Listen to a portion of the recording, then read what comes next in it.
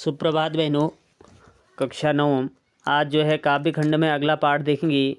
ललध्य जी का जो ये पाठ है इसके विषय में हम पढ़ेंगे। कश्मीरी भाषा की लोकप्रिय संत कवित्री ललध्य का जन्म 1320 के लगभग कश्मीर स्थित पामपोर के सिमपुरा गांव में हुआ था। उनके जीवन के बारे में प्रामाणिक जानकारी नहीं मिलती। ललध्य को लल्लेश्वरी, लला, ललयोगेश्वरी, लला रिफा आदि नामों से भी जो है जाना जाता है। उनका देहांत सन 1391 के आसपास माना जाता है। ललध्य की काव्य शैली को वाक कहा जाता है। जिस तरह हिंदी में कबीर के दोहे, मीरा के पद, तुलसी की चौपाई और असखान के सवैये प्रसिद्ध हैं, उसी तरह ललध्य के वाक भी जो है प्रसिद्ध हैं।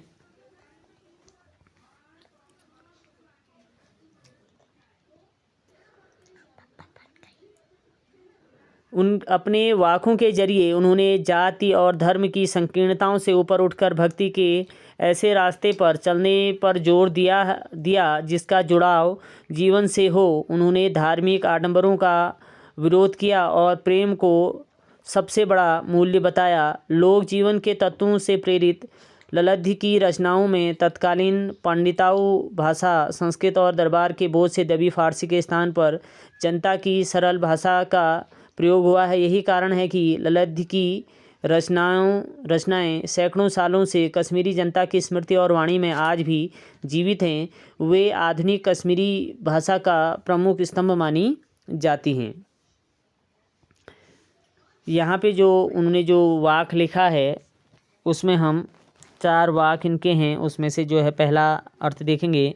कह रहे हैं, रस्सी कच्चे धागे की खींच रही मैं नाव, जाने कब सुन मेरी पुकार, करें देव भवसागर पार।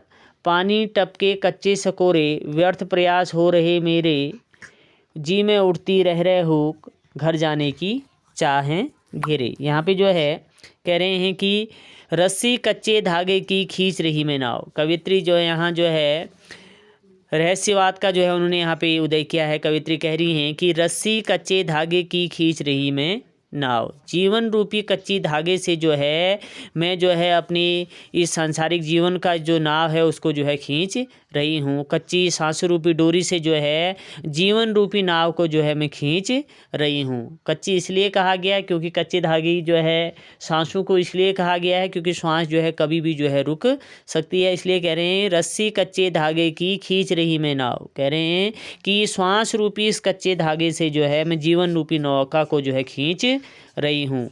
जाने कब सुन मेरी पुकार, करें देव भवसागर पार। न जाने ईश्वर मेरी पुकार कब सुनेंगे और मुझे इस संसार के आवागमन से जो है मुक्त करेंगे। अर्थात इस संसार रूपी भवसागर से पता नहीं मेरी नाव को जो है किस प्रकार से जो है पार लगाएंगे। पानी टपके कच्चे सकोरे, व्यर्थ प्रयास हो रहे हैं मेरे। कह रहे हैं कि जिस प्रकार से पानी के टपकने से यदि रस्सी में बार बार पानी के टपकने से जो है रस्सी कमज़ोर हो जाती है, उसी प्रकार से जो है इस जीवन में जो है इस मनुष्य जीवन में जो है अनेकों प्रकार के जो है क्रियाकलापों को, कर्मों को करने के बाद जो है ईश्वर से मिलने के जो मेरे प्रयास हैं वह जो है व्यर्थ हो गए हैं। अर्थात कहने का आशय ये है कि ईश्वर को पाने के जो रास्ते हैं वह जो है अत्यधिक कठिन हो गए हैं।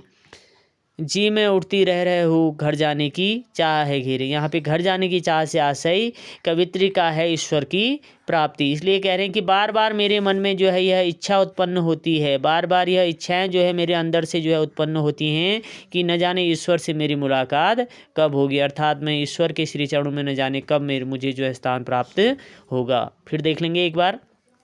कह रहे हैं रस्सी कच्चे धागे की खींच रही मैं नाव, जाने कब सुन मेरी पुकार, करें देव भवसागर पार। कह रहे हैं कि श्वास रूपी कच्चे धागे से जो है श्वास व्यक्ति की चल रही है, उन श्वासों से जो है कवि कह रहे हैं कि वो कच्चे हैं। इसलिए श्वास रूपी कच्चे धागे से जो है जीवन रूपी जो नाव है, नौका है, उसको जो है मैं खींच रही हूँ।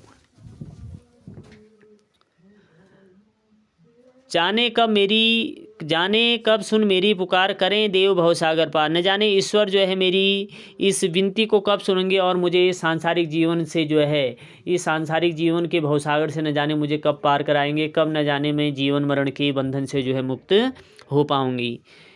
पानी टपके कच्चे सकोरे, व्यर्थ प्रयास हो रहे मेरे। कह रहे हैं जिस प्रकार से जो है पानी के टपकने से जो है जो रस्सी है वह जो है कच्ची हो जाती है, टूट जाती है, ठीक उसी प्रकार से जीवन में जो कार्य हैं, जो कर्म हैं, जो जीवन में मोह माया है, इससे जो है मेरे ईश्वर से मिलने के जो प्रयास हैं, ईश्वर प्राप्ति के जो मार्ग में जो है यह जो है अवरोध जो है उत्पन्न कर रहे हैं। सांसारिक जीवन को जीने के लिए जो कार्य, जो कर्म करने पड़ते हैं, वह जो है ईश्वर मिलन में जो है बाधा उत्पन्न कर रहे हैं।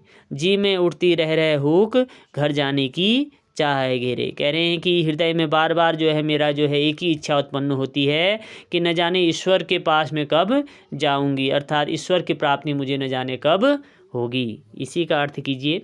अपनी फेयर कॉपी में करेंगे जो काव्य खंड की पाठ 2 करके इसका अर्थ जो है अपनी फेयर कॉपी में आप लिखेंगे और लेखक का जीवन परिचय भी आप इसमें करें, कवित्री का जो है जीवन परिचय भी आप इसमें करेंगे।